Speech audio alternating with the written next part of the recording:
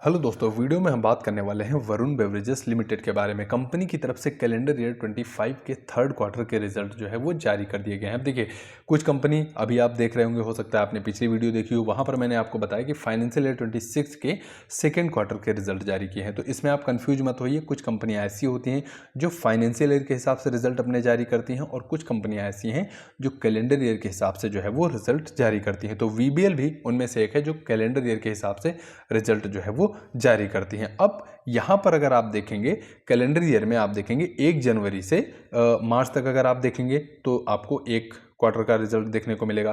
फिर मार्च के बाद अप्रैल से आप देखेंगे तो अप्रैल मई जून इन 3 महीनों का सेकंड क्वार्टर हो जाता है और जुलाई अगस्त सितंबर का थर्ड क्वार्टर हो जाता है। इसके बाद जो भी मंथ बचे हैं सितंबर के बाद वो जो है वो फोर्थ क्वार्टर हो जाता है। तो इस तरह से वीबीएल के Q3 के रिजल्ट अभी हमें देखने को मिले हैं। अब चलते हैं इनके प्रोडक्ट की तरफ। अब प्रोडक्ट की हम बात करते हैं तो इनके कुछ ओन ब्रांड हैं जिसके अंतर्गत ये बिजनेस करते हैं और कुछ जो है वो फ्रेंचाइज्ड प्रोडक्ट भी देखने को मिल जाते हैं। अब यहाँ पर आप देखेंगे ओन प्रोडक्ट और जो इनके फ्रेंचाइज्ड प्रोडक्ट हैं उसमें डिफरेंस बता दूं। देखिए, ये जो आप प्रोडक्ट देख रहे हैं ये इनके ओन प्रोडक्ट नहीं है, ओन ब्रांड नहीं है, यानी कि इनका जो जन्म हुआ है, कह लीजिए प्रोडक्ट की शुरुआत हुई है, वो बीबीएल ने जो है वो नहीं की है। अब इससे इस चीज़ को मैं समझाने के लिए आपको एक स्लाइड थोड़ा सा आगे लेकर जाना चाहूँगा।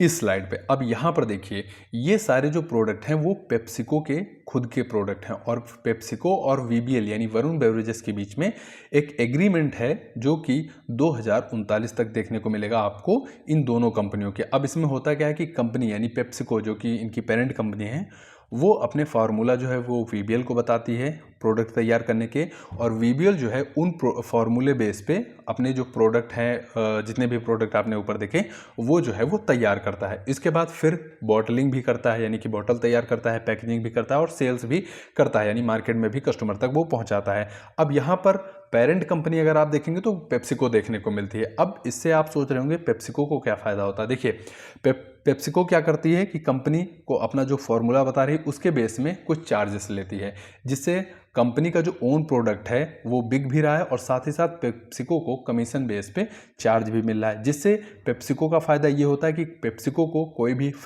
मैन्युफैक्चरिंग करने के लिए, प्रोडक्शन करने के लिए फैक्ट्री नहीं लगानी है, कोई भी वर्कर्स नहीं रखने हैं और ना ही उनको जो है कस्टमर को अपना जो है वो प्रोडक्ट बेचना है। तो इस तरह से पूरा जो फ़ायदा है वो पेप्सिको को देखने को मिल जाता है। और जो बिजनेस करती है कंपनी वो वीबीएल, उसको फैक्ट्री भी लगानी है, अपने वर्कर्स भी देखने हैं, साथ ही साथ प्रोडक्ट भी तैयार करना है और प्रोडक्ट तैयार करने के बाद जो है उसको मार्केट तक, कस्टमर तक भी पहुंचाना है। तो ये सारा जो है वो काम वरुण बेवरेजेस जो है वो देखती है। अब चलते हैं प्रोडक्ट की तरफ। अब प्रोडक्ट अगर आप देखेंगे, इनके जो फ्रेंचाइज्ड प्रोडक्ट हैं वहाँ पे आपको पेप्सी देखने को मिल जाएगी, माउंटेन ड्यू देखने को मिल जाएगी, मिरिंडा देखने को मिल जाएगी, 7 अप देखने को मिल जाएंगी।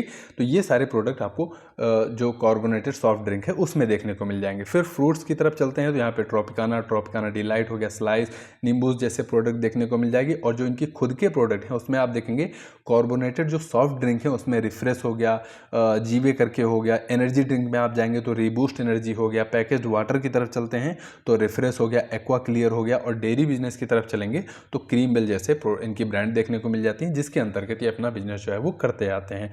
तो मैंने प्रयास किया है आपको इनके बिजनेस मॉडल को समझाने का। हो सकता है आपको समझ में आया हो या फिर नहीं भी समझ में आया हो, तो मैं प्रयास करूंगा जब अगले क्वार्टर के रिजल्ट आएंगे तो मैं आपको और अच्छे तरीके से समझा पाऊँ। अब चलते हैं रिजल्ट की तरफ। अब रिजल्ट की अगर हम बात करें तो यहाँ पर जो इनका रेवेन्यू रहा है वो कैलेंडर ईयर पिछले यानी कैलेंडर ईयर 24 से अगर आप कंपेयर करेंगे थर्ड क्वार्टर से, तो इनका जो रेवेन्यू है 1.9% आपको इंक्रीज होता हुआ नजर आया है। पिछले साल अगर आप देखेंगे तो 4,804 करोड़ का रेवेन्यू था, इस बार अगर आप देखेंगे तो 4,896 करोड़ का रेवेन्यू आपको देखने को मिलेगा। फिर हाफ ईयरली बेसिस पे आप देख रहे हैं तो हाफ ईयरली बेसिस पे रेवेन्यू की ग्रोथ आपको ज़्यादा बेहतर जो है वो देखने को मिलेगी। बाकी एबिटा अगर आप देखेंगे तो हाफ ईयरली बेसिस पे आपको पॉजिटिव देखने को मिलेगा, लेकिन ये जो ईयरली बेसिस पे नंबर है यहाँ पर थोड़ा सा निगेटिव है। इसके अलावा प्रॉफिट की तरफ हम चलते हैं तो प्रॉफिट कंपनी का अच्छा बढ़ता हुआ नजर आया, प्रॉफिट ग्रोथ काफ़ी बेहतर देखने को मिली है। वाई ऑन वाई बेस पे आप नंबर कंपेयर करेंगे तो 18.5% इनका प्रॉफिट इंक्रीज हुआ है और जो हाफ ईयरली नंबर आए हैं उनमें लगभग 15% के आसपास प्रॉफिट इनका जो है वो इंक्रीज होता हुआ आपको देखने को मिल रहा है। तो इस बार का कंपनी का जो प्रॉफिट रहा है वो 745 करोड़ का प्रॉफिट हमें देखने को मिला है, जो कि पिछले साल सेम क्वार्टर में आप देखेंगे 628 करोड़ का प्रॉफिट था। तो अच्छा प्रॉफिट देखने को मिल रहा है।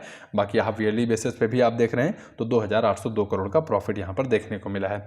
फिर अगर आप देखेंगे पिछले कुछ सालों का जो कंपनी का ट्रैक रिकॉर्ड रहा है वहाँ की अगर हम बात करते हैं तो हर साल इनकी जो रेवेन्यू ग्रोथ रही है बेहतर देखने को मिली है। और कैलेंडर ईयर आप कह लीजिए 2019 से 24 के बीच में जो इनकी रेवेन्यू ग्रोथ देखने को हमें मिली है वो लगभग 23% CAGR ग्रोथ के साथ रेवेन्यू इनका बढ़ता हुआ नजर आया। बाकी रेवेन्यू आप देखेंगे तो हर साल में इनका रेवेन्यू आपको इंक्रीज फॉर्म में ही देखने को मिल जाएगा। फिर एबिटा की अगर हम बात कर लेते हैं तो यहाँ पर भी आप देखेंगे नंबर्स जो है वो लगातार आपको ग्रोथ करते हुए नजर आएंगे। साथ ही साथ मार्जिन की अगर हम बात करते हैं तो मार्जिन में भी लगातार आपको सुधार होता हुआ नजर आ रहा है। प्रॉफिट क्या रहा है पिछले कुछ सालों का, तो प्रॉफिट का नंबर अगर आप देखेंगे तो यहाँ पर लगातार ग्रोथ देखने को मिली है।